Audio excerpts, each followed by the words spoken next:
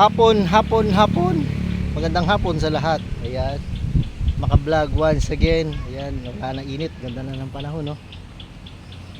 Pag galing ng tanghali, sobrang init. Grabe.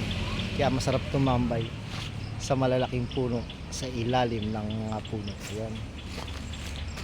So mga ka-vlog, ito yung pinaggagawa ko kaganina nung hindi masyadong mainit. Ayan. Ayan mga ka-vlog, marami tayong tinanim na mga cuttings. Ayan. The same time nagayos tayo ng mga mga ka-vlog. Sinama-sama natin yung mga katimon, mangga, chiko. Ayan yung mga ka-vlog.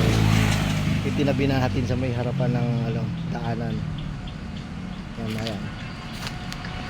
Ito mga katimon. Minsan mga ka-vlog, ayan, nalilito ako sa mga sa mga dahon na halos magkakapareho. Yung mga bearing fruits.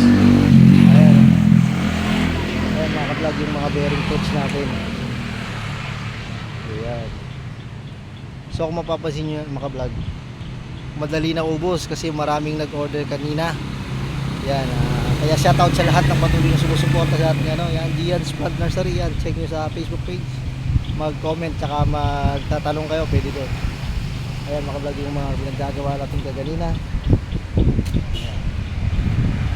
Ayun. So ayun muna mga vlog. Ayan, magpapausok tayo kasi pag probinsya, ito yung pinaka pampausok. Yan, sisilaban natin yung usok ng mga halaman.